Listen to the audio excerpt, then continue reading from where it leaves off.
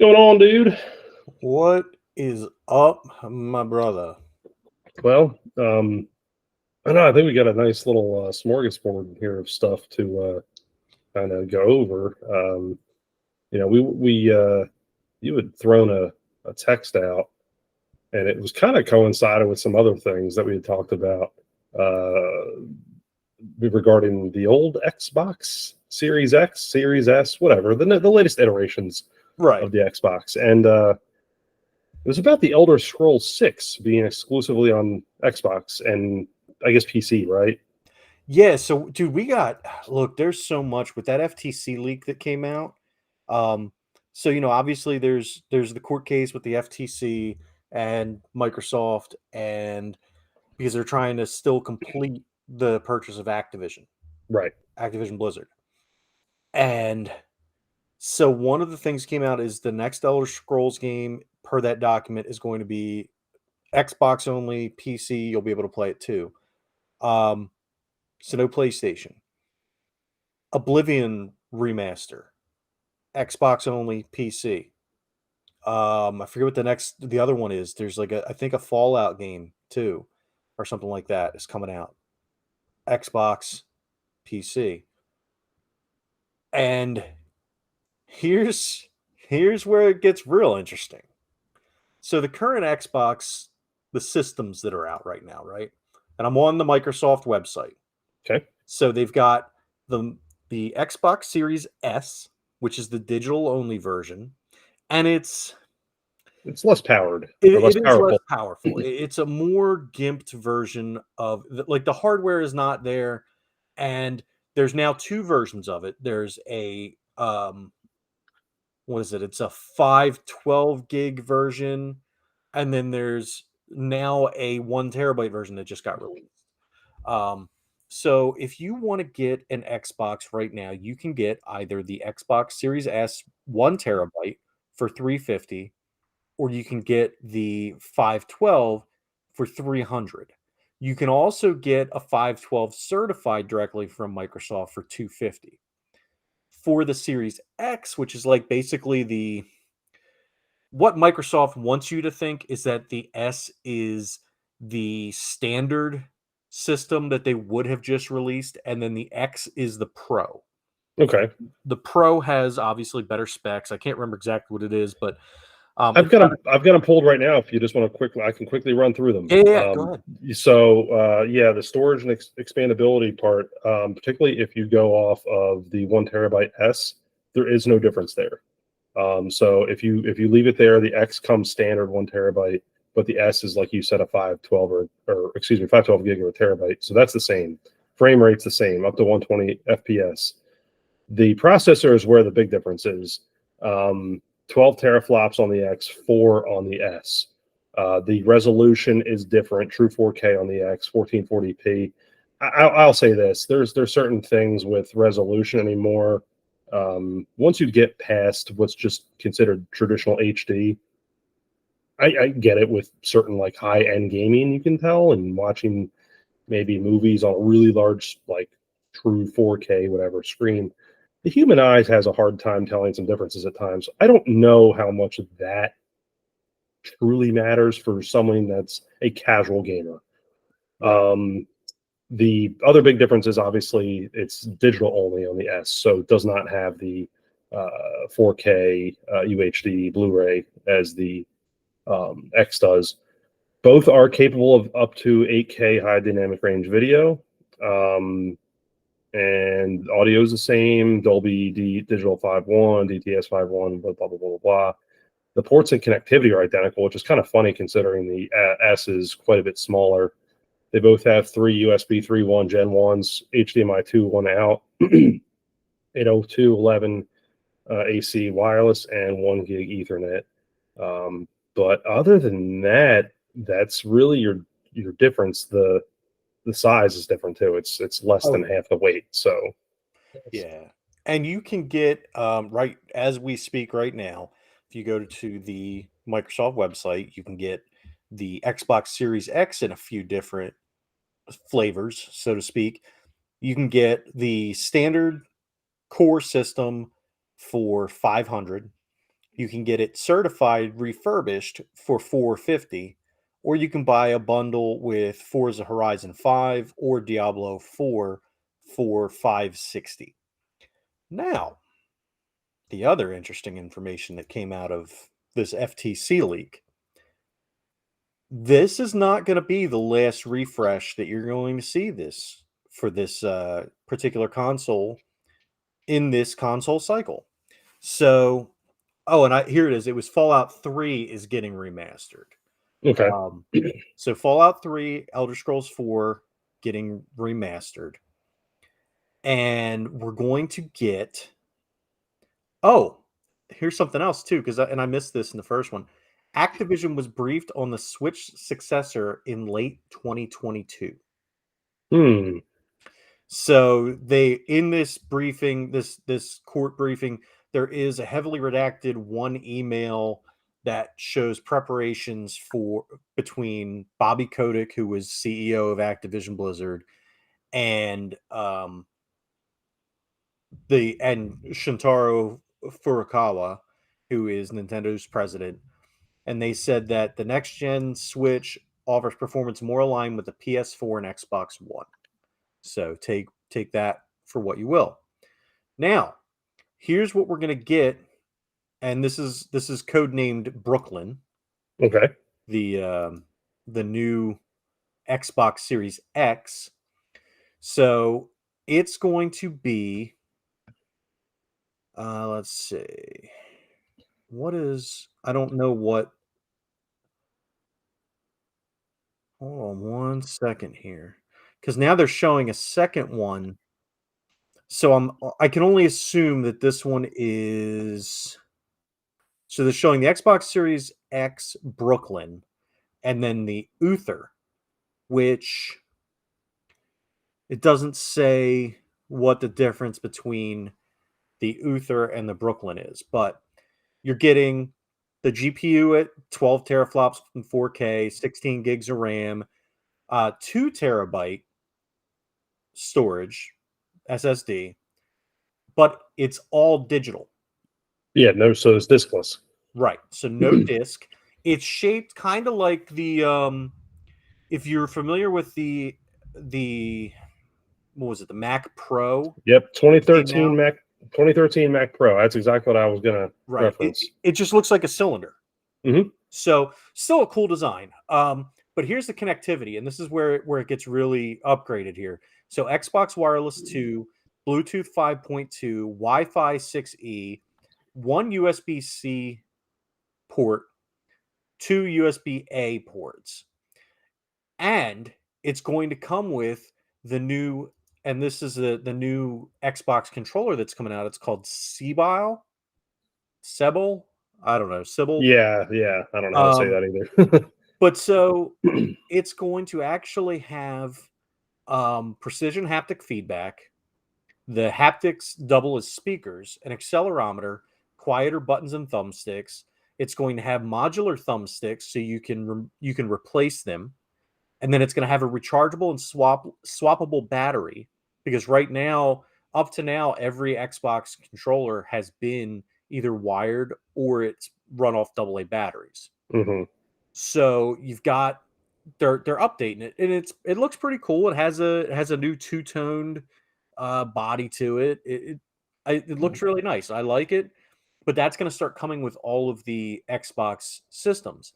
Now, I mentioned that there is an Xbox Series S refresh coming too, and that's going to be the Elwood, and that is 4 teraflops at 1440p, so that's not changing. 10 gigs of RAM, 1 terabyte of storage online, and it's not going to have USB C. It's only going to have USB A. But for some reason, I guess the new CBIO controller is going to charge via USB C. So it's going to come with a USB C to USB A cable in Oh, the with box to charge. okay. Yeah. Which Now, is yeah. here's the other thing that we have coming down the pike. So 2028, instead of having your just run them with this one with the Brooklyn refresh.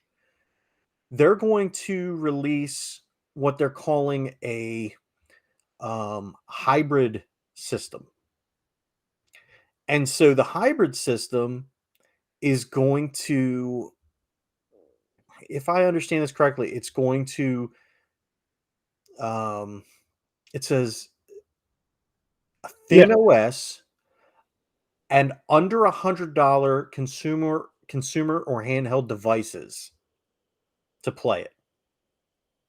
And it seems like it's going to be a hybrid of cloud PC and actually like, a system. yeah. I've got the kind of the cohesive hybrid computer dock. I guess that was leaked, if you will, and it shows kind of the things about it. Yeah, like you said, thin OS.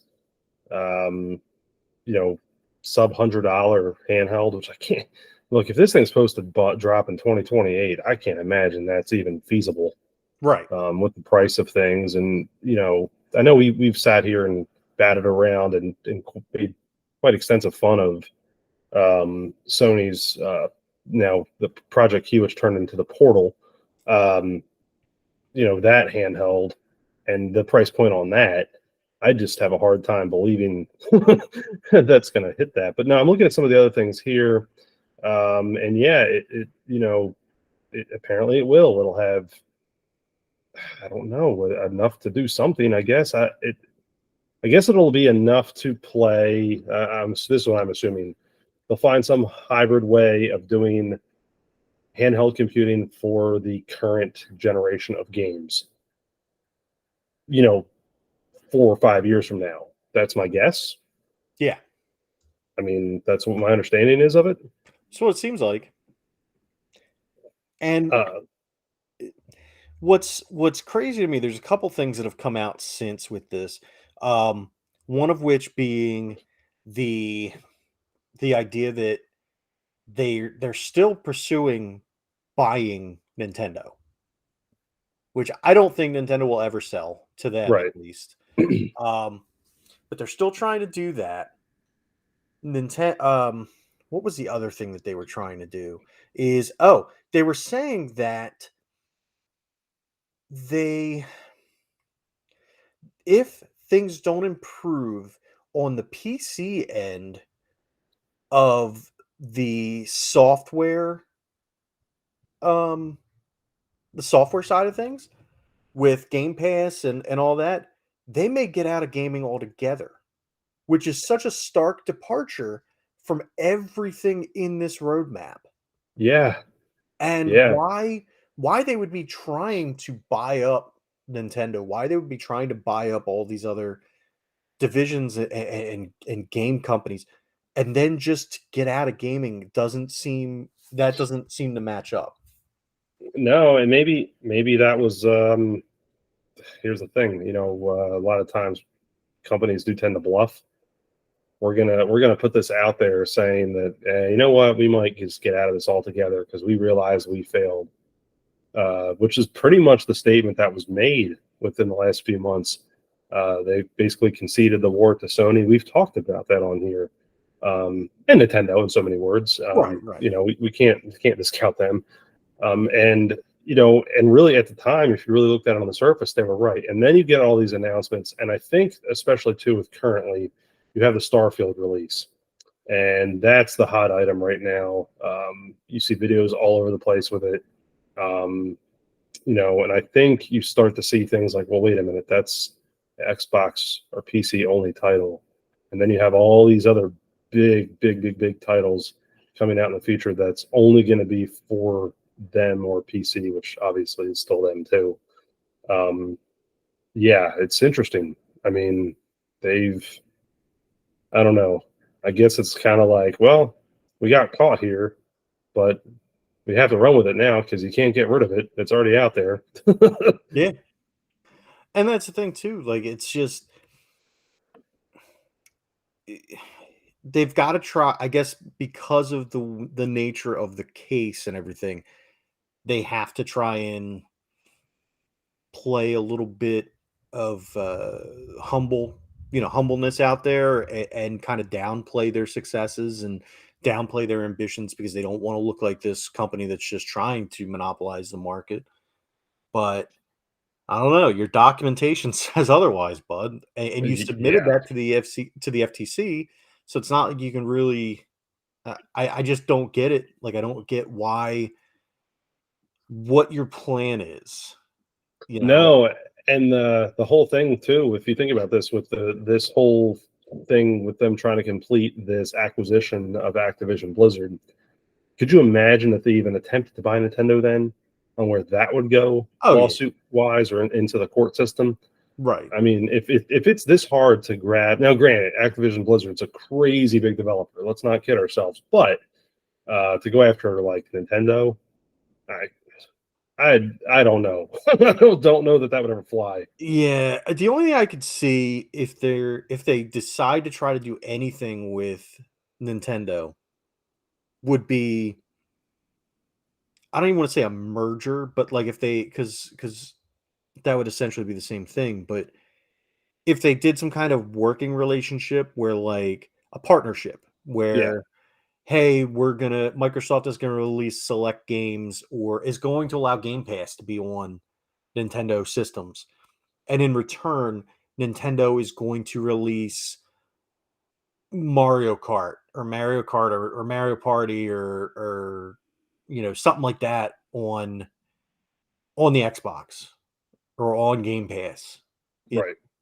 or even if it's maybe it's not even that. Maybe it's the online service games. So like Pokemon Unite or um and I don't think they would do this, but if they let the Nintendo like the classics game, Oh yeah, yeah, yeah, so the stuff you get with the online, like let people sign up for the Nintendo online, and then you can play the 64 games, you can play the Game Boy games or the NES games or whatever on there. yeah. You could actually legitimize the ROM and emulator world if you really wanted to. It's like, okay, hey, look, we finally realized that we kind of failed to really stop that in so many words.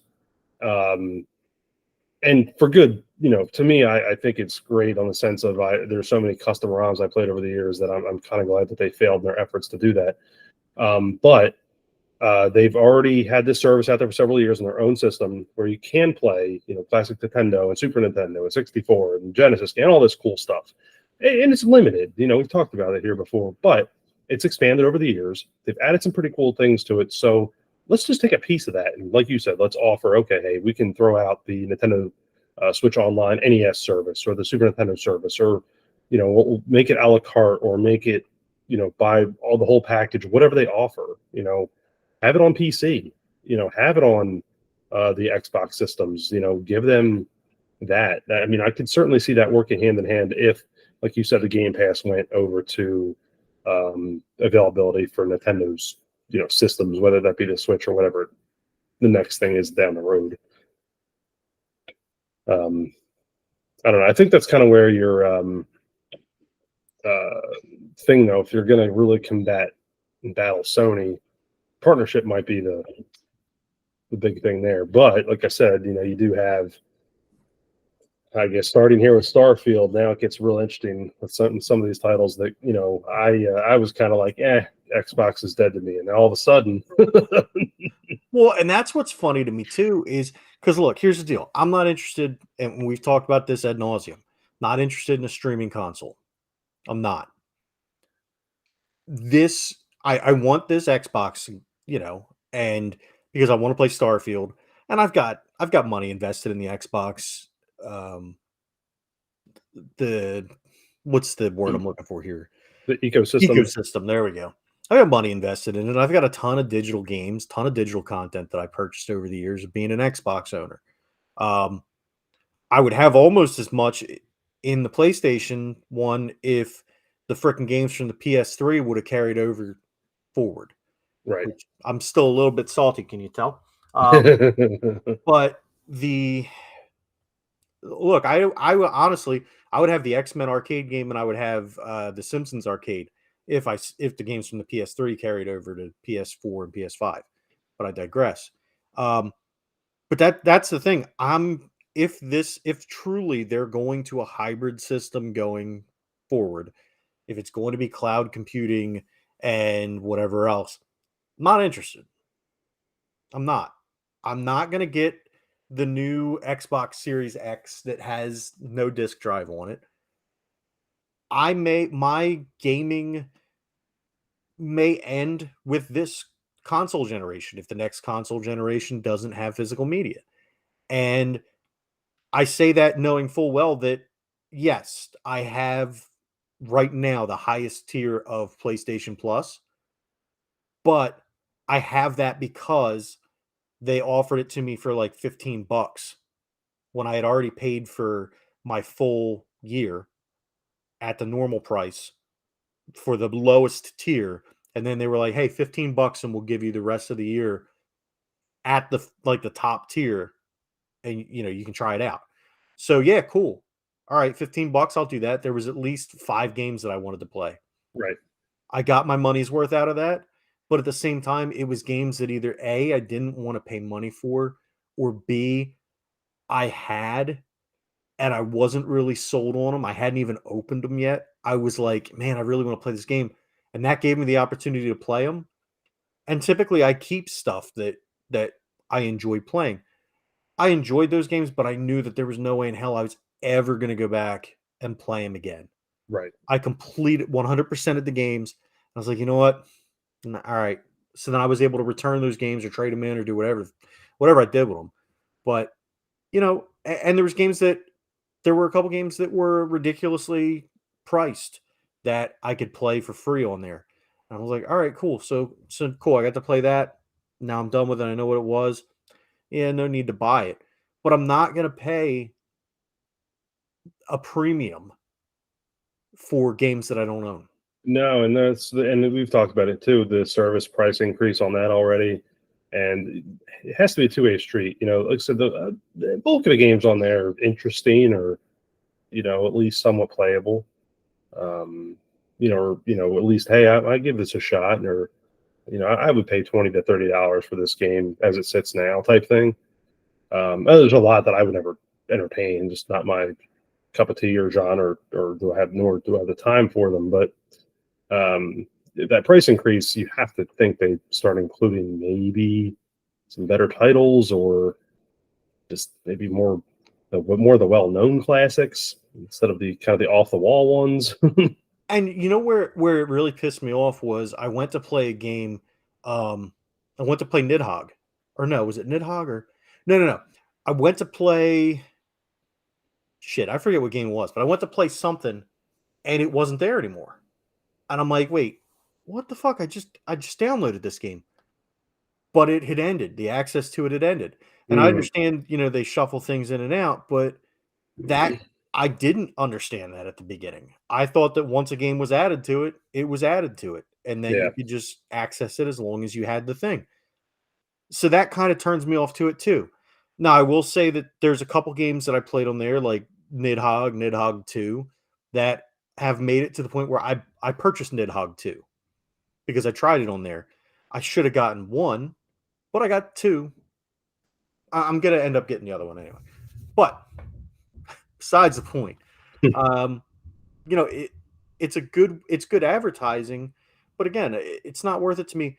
If they say they said with this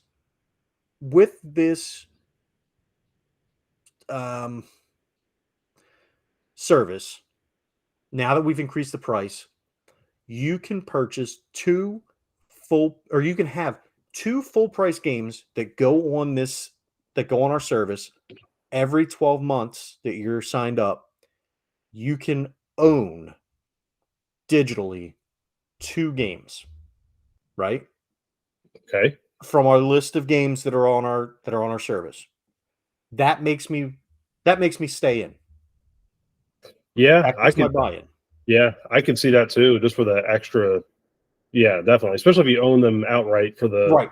No life of strings the attached. None of the not like PlayStation Plus where you're 3 free games every month as long as you stay a member or signed up. whatever. Yeah, Right. yeah, which So sucks because I think this entire time I might have grabbed a 2 or 3 of them total that I would keep or play somewhat, frequently. right. I don't know. I think it also so that kind of maybe speaks to the type of games they're putting out there for it. You know, again, I tried some ones that sounded really cool. That were kind of like right up my alley as far as terms of. I can't say like they were completely open world, but they were just different types of historical games and whatever. And I was just like, man, I played it for a little bit, and it's like, just not cool. It's Yeah. not like this other game that I really like. You know what I mean? Right. And I Right. just Right. might as well just go play that one. Exactly. You And know? that's the thing. Like, make it worth it for me. But it's kind of like with all the streaming services now, where all the streaming services are like, "Oh, we're gonna raise the prices, and we're not gonna give you any added benefits." Well, I don't see the benefit to having half of you anyway. The only reason I got you was because you were cheap, and now you're not cheap anymore. So you can go fuck yourself. Right. Like, Yeah. Look at the and I do have something I want to talk about actually that I watched that was pretty cool. Speaking of streaming services, but no, you're right, and that's the thing. It's like everything has done it.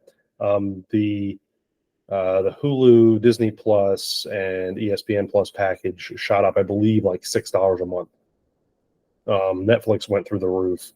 So the Sony thing is not, you know, anything to be, surprised about. The YouTube premium service, where it's ad for YouTube and you get YouTube Music, that went up several dollars a month.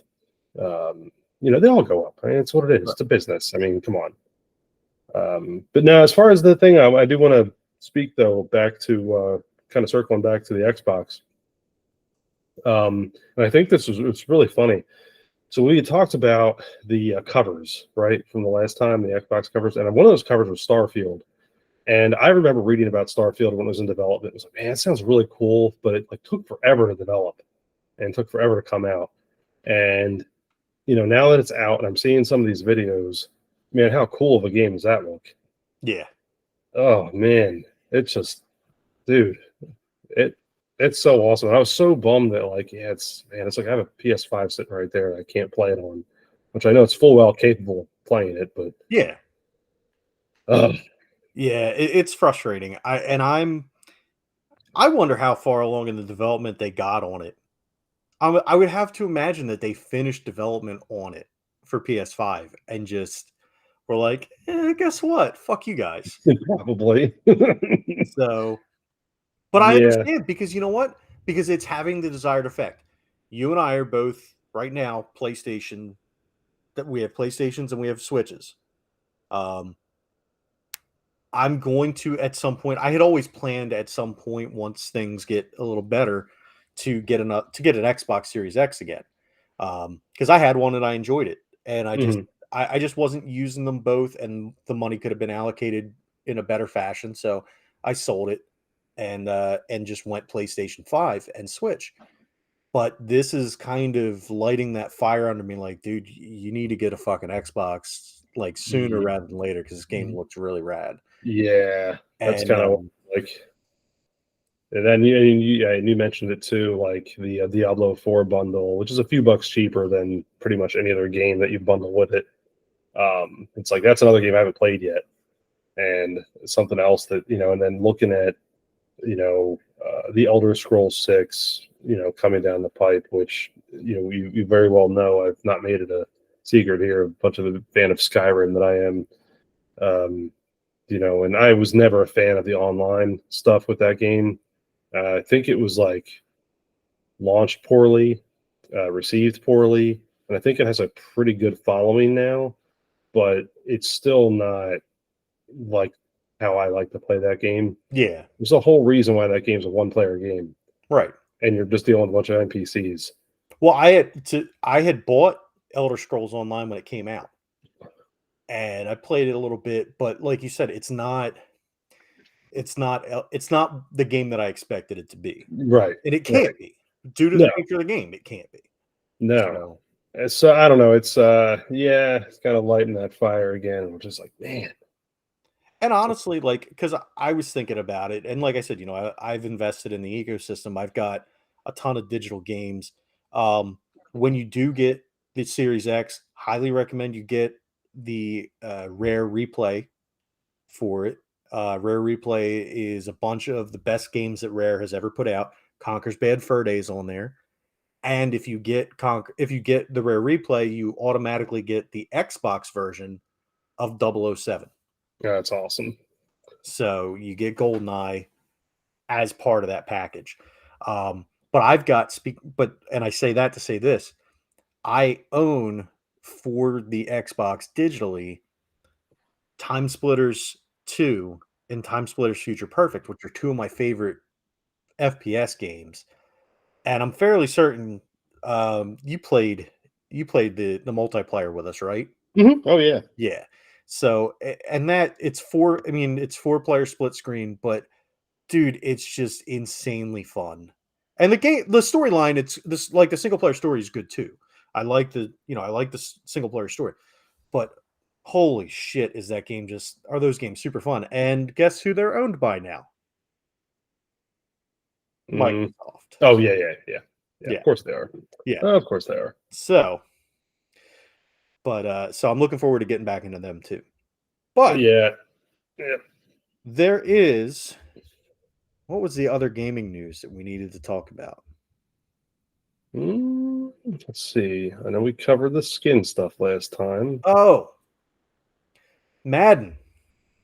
Oh yeah, Madden yeah, will yeah. be fixed this week. If it's not already, I have to install it again. Um, but Madden has EA has announced that they've found a fix for the draft class glitch, draft class glitch. If I can Hey, speak yeah, you got it correctly, right the first did I say time. it right the first time? All right, Yeah. I'm hearing myself wrong. They fixed it. They're sending it out, so that should be done. And they fixed a couple other things, so I'm looking forward to that. I'll let you know how it turns out. Yeah, yeah. Let me know. It's obviously still on my radar. I actually, it's kind of funny. I still get emails from the baseball, football mogul people, Mhm. and they had all that stuff. I guess launch back out pretty soon, but they sent an email out earlier this week in regards to the football version for this year. Mhm. And apparently and I didn't really realize this because I've not played any of the current football ones at all. Like I think the most recent one I played was probably 2014 or 15 or whatever one of the early years it was. And they apparently normalized the statistics so where like it actually simulates better. Oh, nice. So to me, like as soon as you talked about EA fixing the Madden draft class glitch, that's what I thought about. I was like, oh yeah, the football mogul guy actually emailed everybody and saying that he normalized. So I guess last year it was like really not screwed up, but like if he did a side by side of what the numbers comparative what they were basically simulating as compared to realistically, and it was like, yeah, that's kind of off. It's maybe an extra interception a game and a few extra sacks a game, and it was like really messing with things. And I was like, and I don't know, I just thought it was cool, and I don't know. It's kind of funny after all these years that those games are still kind of floating around out there. Hey, I love it though. I'll always go back to those games. Um, the one bad thing with the draft class glitch is if you had already started a franchise and had done a draft, they don't it doesn't fix it. So Right. you got to start basically your franchise over again or revert to a save prior to the draft, and then you'll be able to play it. So I don't think I have any saves prior to the draft because I don't, I just save over the same file over and over again. Right. Right. So I'm kind of screwed. I got to restart, but at least it'll be fixed, you know. Well, that actually reminds me of something. Or maybe that reminds me. Maybe gives me an idea. So you're familiar with how like Google handles like revision history with files. Yeah. So like you can go back in time like 30 revisions. And what if you could do that with a save file of a game? So like you overwrite the same file like you just said. And these save files typically anymore do end up in the cloud, Right. dependent upon your settings. what if it was just that way? It's like it'll save the most recent like years worth of revisions or half year or 50 or whatever to do exactly what you just said. It's like, hey, I went a year and a half into a franchise and I realized, man, this draft glitch really makes me mad. I would love to go back to just before that original draft where I still saved all of my first year of progress because my team won the Super Bowl. I would love that because it would put me because I worked on trades that I could make. I worked different angles, did different things to make sure that I got the players that I wanted in the draft, namely being Jeremiah Trotter Jr. and some linemen. Because after this season, at least in my Madden franchise that I just played, Lane Johnson and Jason Kelsey both retired. Mm, mm. So I had to be crafty, and so that would, you know, it would be nice because I had to set myself up to get the players that I wanted, and you know, kind of sucks to have to go back. Oh, and Darius Slay retired too, Hmm. which Is it not a chance in hell that that happens unless he gets hurt or something this season. right? Right. But he retired, but James Bradbury didn't. That's weird. Yeah, yeah. So, but yeah, man, it's it would be super helpful if I could go back and see the old saves and then be like, all right, well that was right because I played 2 preseason games, so I'm not that far removed from the draft, and because I played the first preseason game, and that's when I noticed glitch, and the second one was where I was like, oh fuck, this is actually. I thought maybe it was just like a bad load or something. Right. And so I went through, I cleaned stuff up, I deleted files, and then I went into the second preseason game and completed it and realized, fuck, Jeremiah Trotter Jr. is definitely not white. And last time I checked, he didn't have an arm coming out of the back of his head. Yeah. Yeah. So, It's little wrong. yeah, yeah, on many levels. Um, no, I mentioned though I'd watch something on kind of stay in the actually the little sports realm there on Netflix. I watched The Saint of Second Chances. Actually, Danielle and I watched it the other night. I don't know if you're familiar or heard about that project at all. Mm-mm. So it's a documentary. It's got obviously live recorded footage, and then it's got some stuff. Actors are in there, and they play certain things. They're kind of reenactments, right? Um, but it's a little over the top on the reenactments. How they do things. But it's about Mike Veck, who was the son of Bill Veck, who's a baseball owner. He owned several teams, but it basically goes back to his White Sox ownership in the 70s. And I don't know if you're familiar with an Disco episode. Demolition. Right. So that's basically what got Mike Veck blackballed from baseball. So anyway, he turns up in St. Paul and does minor league baseball stuff, basically like Savannah Bananas type stuff, like back in the 90s, back when you and I were kids. And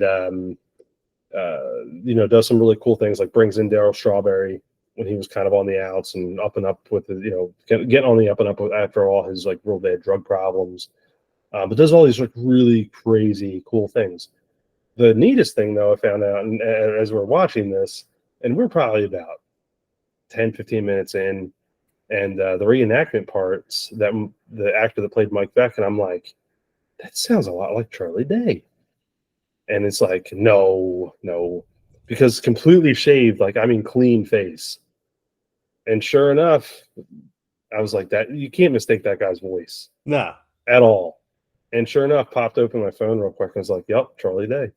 It's Nice. wild. Yeah, it was really cool. It's like I never thought that he'd be involved in a project like that. Kind of to me, it was like a low end or low line, maybe under the radar documentary.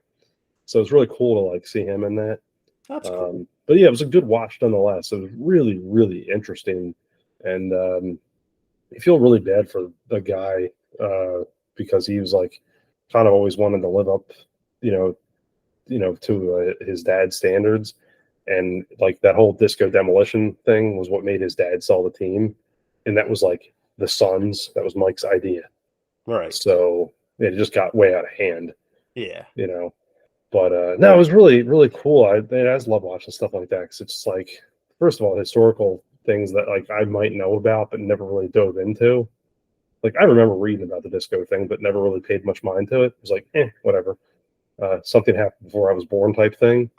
You know, Yeah. like seriously, like I just Yeah. couldn't Yeah. really. Really wasn't anything that like interested me until I really watched that unfold, and they have a bunch of footage from it. And it's like, and I even made this comment to Danielle. I was like, and people call our generation crazy. Like these people are legitimately nuts, like climbing Oh, yeah. over the walls and.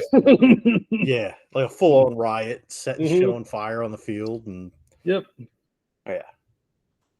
Oh man. I actually, speaking of things we watched, before I watched, well, no, it was after I watched the Miami Dolphins drop 70 points on the Denver Broncos.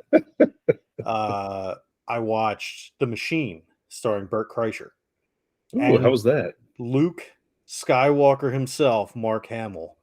Yeah.